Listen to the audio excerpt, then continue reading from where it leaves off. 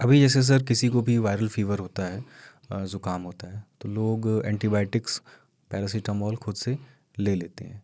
ना एंटीबायोटिक तो पैरासीटामोल तो खुद ले ही ले रहे हैं लोग। अभी जब ये वायरस आ चुका है इंडिया में, अभी हमको क्या सावधानी बरतनी चाहिए? सावधानियों में सबसे पहले ये वायरस ऑफ कंसर्न नहीं है। हम्म। मैं आपके माध्यम से लोगों को बताना चाहता हूँ कि ये वायरस ऑफ कंसर्न नहीं है, नॉर्मल फ्लू वायरस है।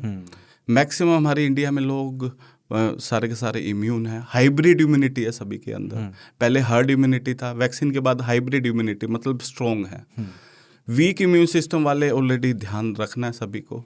और अगर वायरस के दौरान सभी के दिमाग में कूट कूट के ये बात डाली गई थी कि आपको हैंड वॉश रखना है, बिल्कुल हैंड रब रखना है, कोई भी अगर आपने फ्लोर सरफेस पे टच नहीं करना है, अगर कोई भी इन्फेक्टेड पर्सन है तो उससे अराउंड थोड़ा सा दूरी करके आपने बात करना है या उसको बोलना है कि आप वर्क प्लेस पे ना आए। तो ये सारी चीज़ें बहुत इंपॉर्टेंट हैं वायरस को कंटेन या रोकने के लिए। ट्रांसमिशन जितना ज़्यादा होगा तो फ्लू की प्रॉब्लम्स उतनी ज़्यादा होंगी। लेकिन एक तो आपने राहत वाली बात कही कि खतरनाक नहीं है वायरस। खतरनाक नहीं है वायरस, क्योंकि नॉर्मल फ्लू को 90% घर पे ही मैनेज किया जाता है, जो 2-3 दिन में ठीक हो जाता है। 2-3 दिन के बाद भी आपके सिम्टम जैसे कि मैंने बताया हाई ग्रेड फीवर, छाती में पेन, ब्रीदिंग डिफिकल्टी आता है, सो वो नॉर्मल नहीं है। सो वो हमें हॉस्पिटल में दिखाना पड़ेगा। अगर मुझे सांस नहीं आएगा तो मैं घर पे पैरासीटामोल और एंटीबायोटिक नहीं लूँगा, मुझे डायरेक्ट हॉस्पिटल जाना है और हॉस्पिटल में जाके डॉक्टर को दिखाना है कि जल्दी मेरी इन्वेस्टिगेशन हो, जल्दी मेरा एक्सरे हो, कि मुझे पता चले कि और कोई प्रॉब्लम साथ में तो नहीं है।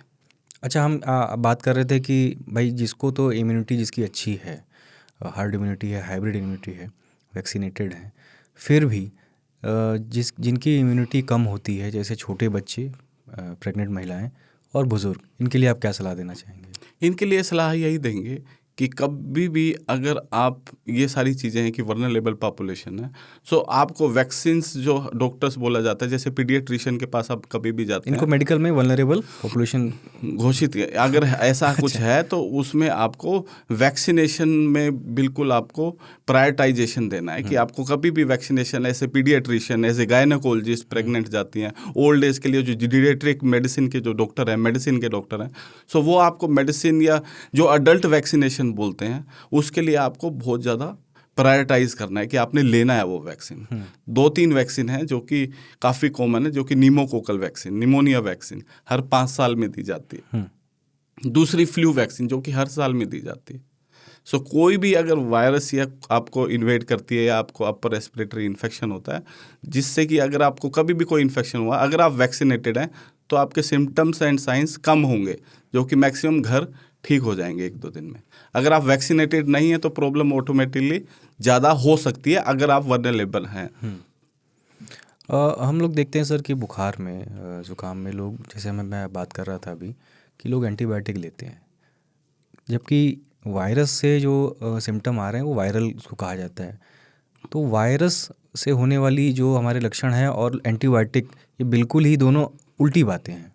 एंटीबायोटिक कब लेनी चाहिए और क्या डॉक्टर, मैं देखा एंटीवायरल के बारे में हम कभी नहीं सुनते, एंटीवायरल मेडिसिन के बारे में, इनको थोड़ा समझा पाएँ इस मिथ को, और क्या है? एक्चुअली एंटीवायरल का रोल बहुत ही कम है। एंटीवायरल का रोल तभी है कि पहले दिन से प्रेजेंटेशन में आप डॉक्टर के पास गए हैं, क्योंकि इतने ज़्यादा सिम्टम हैं कि आप सहन नहीं कर बहुत रेयर है जब, क्योंकि हाँ, जैसे कि मैंने बताया मैक्सिमम केसेस में माइल्ड है, पहले दिन से ही सीवियर है, आप सांस ही नहीं ले पा रहे हो, जो कि बहुत रेयर है। हो सकता है वीकर इम्यून सिस्टम में, उस वक्त आप हॉस्पिटल में गए, with in fraction of second आप पहुंचे हॉस्पिटल में, डॉक्टर को लगा वायरल इन्फेक्शन है, आप अपना टेस्ट करिए, within PCR based test है, 4 घंटे में और 8 घंटे में आपका रिपोर्ट आएगा। उसी दौरान में within 24 hour to 48 hours अगर आपकी सिम्टम्स ज़्यादा हैं और आपके पास प्रूवन है कि आपके पास ये वायरस है, जैसे कि स्वाइन फ्लू है, सार्स फ्लू है, इन्फ्लुएंजा है, उस रिपोर्ट में शुरू के 24 से 48 घंटे में अगर आप एंटीवायरल देते हैं तब फ़ायदा है।